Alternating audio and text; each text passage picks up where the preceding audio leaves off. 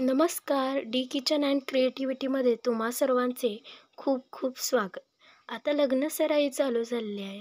त्यात मुलीचे लग्न म्हणजे रुखवत हा द्यायलाच हवा. तर रुखवतामध्ये काय पदार्थ करावा हे जर सुचत नसेल तर हा व्हिडिओ नक्कीच तुमच्यासाठी फायदेशीर ठरणार आहे. आज आपण चंपाकली बनवणार आहोत. तर त्याच्यासाठी लागणारे साहित्यामध्ये आपण इथे मैदा घेतलेला आहे. त्यामध्ये मी 1 चमचा मीठ घालत आहे. हा 2 ते 3 वाटी मैदा आहे. आणि आता आपण यामध्ये जे गरम केलेलं तेल आहे म्हणजेच मोहन घालूया आणि हे सर्व छान मिक्स करून घेऊया. गरम तेल असल्यामुळे आपण हे पहिला चमच्याने हलवून घेऊया आणि आता मी इथे हाताने मिक्स करून घेत आहे. याच्यामध्ये सगळ्या गाठी सोडून घ्यायच्या आहेत. पीठ सैल असं करून घ्यायचं आहे. आता आपण यामध्ये जो आपल्याला आवडेल तो रंग घालून हे पीठ छान असं मळून घ्यायचं आहे. थोडं थोडं पाण्याचा वापर करत हे पीठ छान मळून घेऊयात. आता मी इथे पिंक कलर घेतलेला आहे. मी पिंक, येल्लो आणि व्हाईट अशा 3 रंगांचे इथे वापर करणार आहे. तर हा छान डो अशा पद्धतीने आपल्याला रेडी करून घ्यायचा आहे. आता मी इथे या 3 रंगांचे डो तयार करून घेतलेले आहेत. किती ग्लोईशपणा आपल्या पिठाला आलेला आहे ती पाहू शकता. आता आपण याचे छोटे छोटे गोळे करून घेऊया.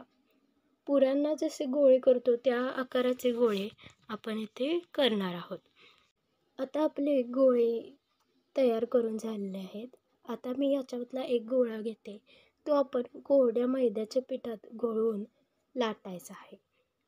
पुरीच्या आकारामध्ये हा गोळा आपण लाटून घेऊयात. खूप पातळ नाही, खूप जड पण नाही, मीडियम साईजमध्ये हे आपल्याला लाटून घ्यायचं आहे. अशाच पद्धतीने मी सेकंड येल्लो कलरचा देखील गोळा लाटून घेते. याचा आकार आपल्याला गोल ठेवायचा आहे. त्यामुळे जर कुणाला चौकोनी हवा असेल तर चौकोनी देखील ठेवू शकता. मग मी इथे गोल आकाराच्या करणार आहे. त्यामुळे मी इथे गोल लाटत आहे.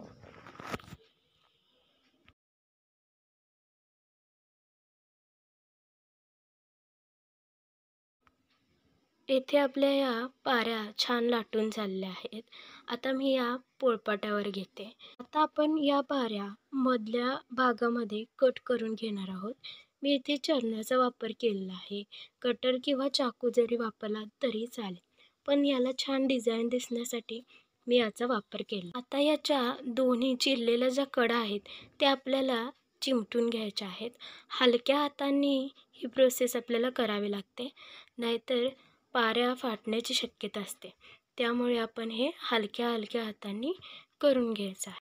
आता अशाच पद्धतीने आपण दुसऱ्या पारीला देखील शेप देऊन घेऊयात.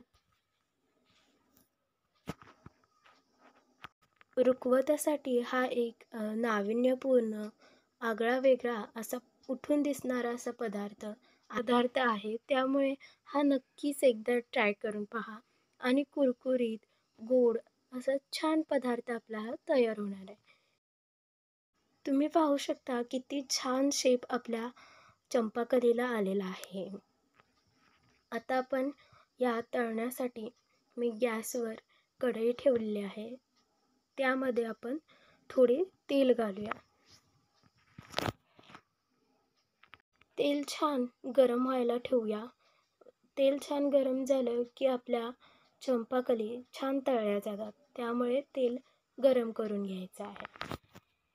तेल छान गरम झालेलं आहे. आता आपण यामध्ये चंपाकली घालूयात. चंपाकली छान तळून घ्यायच्या आहेत. दोन्ही बाजूनी आपण थोडे थोडे तेल घालत राहायचे आहे. आपण या चंपाकली छान तळून घेऊयात.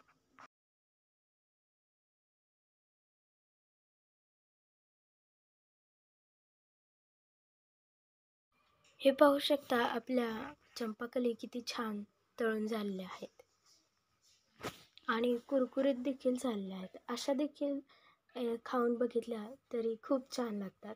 आता आपण याच्यासाठी पाक तयार करूया.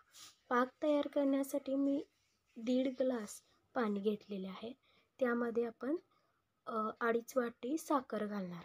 इथे जो आपण पाक करतोय तो बुंदीच्या लाडवाला जसा करतो तसा बनवायचा नाही आहे. साधा आपण गुलाबजामचा पाक जसा बनवतो त्या पद्धतीने बनवून घ्यायचा आहे. मी हा पाक थंड करून घेतलेला आहे आणि पाक थंड झाल्यावरच आपण त्यामधून चंपाकली फक्त आपल्याला बुडवून काढायची आहे. यावरून नुसती जर पिठी साखर बुडबुडली तरीही चालते, पण आपण इथे पाक तयार केलेला आहे त्यामुळे नुसतं त्याच्यातून डीप करून आपण काढू शकतो. खूप पाकात पण बुडवायची नाही, नाहीतर ती मऊ होऊन जाईल. थोडीशी क्रंची, थोडंसं मऊपणा आला की आपल्याला चंपाकली खायला खूप छान लागते.